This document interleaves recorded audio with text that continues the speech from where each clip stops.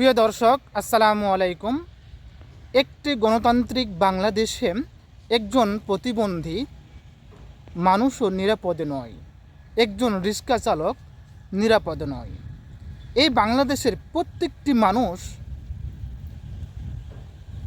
নিরাপদে নয়। এই বাংলাদেশটা জালিমদের হাতে সীমাবদ্ধ, জালিমদের হাতের মুঠোয় সাধারণ মানুষকে জিম্মি করে ফেলাইছে বিভিন্ন জায়গায়, বিভিন্ন পর্যায়ে, বিভিন্ন সেক্টরে।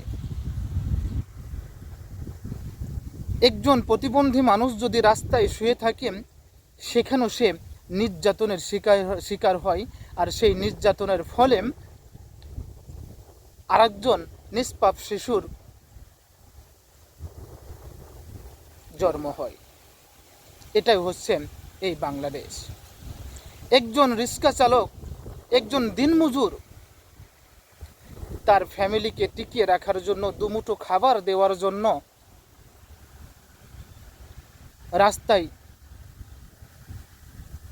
রিক্সা চালায়।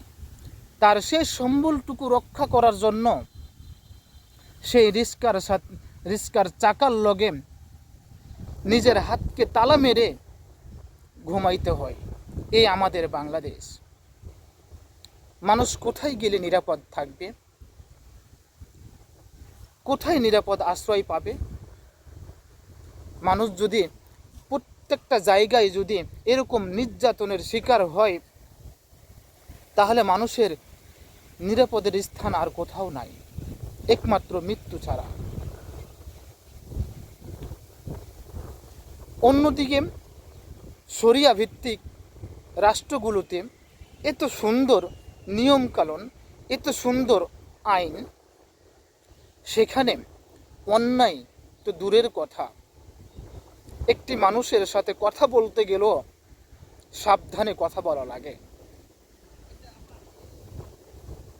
কারণ এই কথার মাধ্যমে যদি কোনো অপরাধ হয়ে যায়, তবুও শাস্তি পেতে হবে। এটা হলো শরিয়া ভিত্তিক রাষ্ট্রের নিয়ম এবং আইন। আজানের সময় বা নামাজের সময় হলে সেই রাষ্ট্রগুলোতে দোকানপাট ওপেনলি খোলা থাকে। সেই দোকানপাট থেকে কোনো মালামাল চুরি হওয়ার সম্ভাবনা থাকে না। টাকা ভর্তি ব্যাগ নিয়ে যদি আপনি সেই রাষ্ট্রগুলোতে চলাফেরা করেন, একজন ব্যক্তিও জিজ্ঞাসা করবে না, বা একজন ব্যক্তি আপনার কাছে এসে সে টাকা ভর্তি ব্যাগ ছিনতাই করে বা চুরি করে নিয়ে যাওয়ার সাহস পাবে না। এই হচ্ছে শরিয়া ভিত্তিক দেশগুলো। তাই আসুন আমরা শরিয়া ভিত্তিক একটি দেশ গঠন করি এবং শরিয়া ভিত্তিক দেশ গড়ার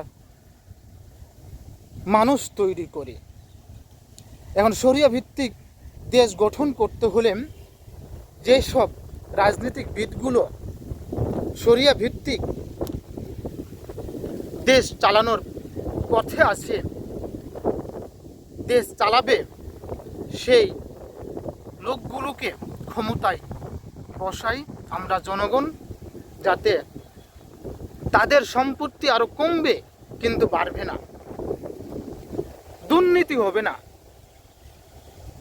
এই রকম লোকগুলোকে আমরা রাষ্ট্রের ক্ষমতায় বসাইলে পারে এই দেশের মানুষও শান্তি পাবে, নিরাপদ স্থানে থাকবে এবং নিরাপদে রাস্তা চলাচল করতে পারবে।